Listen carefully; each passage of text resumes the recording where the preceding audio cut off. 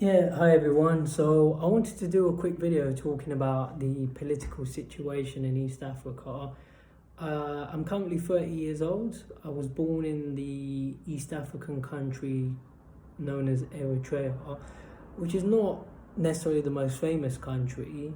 Obviously I meet a lot of people that have never heard of it, which is okay. I always tell people there's almost 200 countries in the world. You're not necessarily going to know every single country in the world. So yeah, I'm from Eritrea. I speak the language which is called Tigrinya, and I've been there a few times over the years. The last time I visited was about 5 years ago. So I wanted to do a brief video talking about the recent sort of political and military situation there. There is a region of Ethiopia which is known as Tigray, and from what I understand, the president of Eritrea is someone called Isaias Afewerki. He's been in power since about 1993. No elections, nothing. So he's been president for what, 30 years, same as my lifetime. And in that time, there's never been any other head of state or no elections whatsoever in Eritrea. Isaias is someone who's got a military background.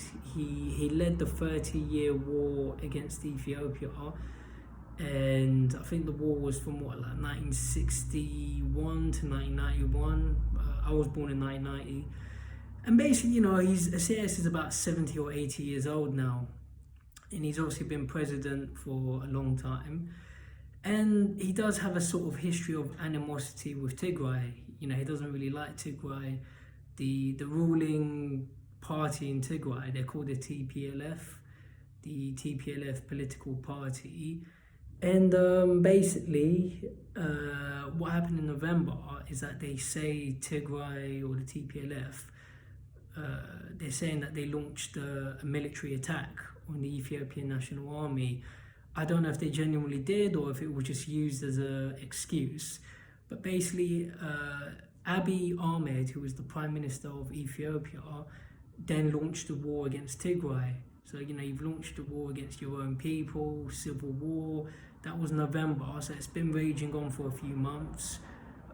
Isaias, due to his personal dislike of certain people in the TPLF party, he's been using the Eritrean army to help Abiy Ahmed, the Prime Minister of Ethiopia. So yeah, it's an unfortunate situation. A lot of civilians have died, a lot of civilians have suffered. I recently joined the British Army, and I've always had a massive love for military history.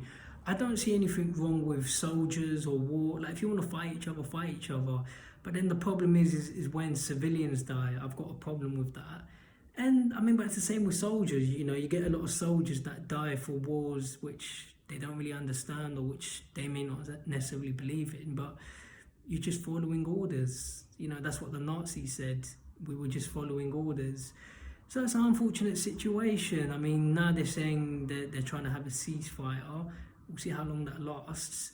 I'm going to keep this video vague. So not vague, brief. So that's the word I was looking for. I'm going to keep this video short. But I'm looking to try and go to Eritrea this year, depending on the flight situation. Hopefully, listen, I would love to go to Eritrea. If I could go there next week, I would. But also, I've got a few fights. Let me get my fights out of the way. Maybe I might try and go to Eritrea in September.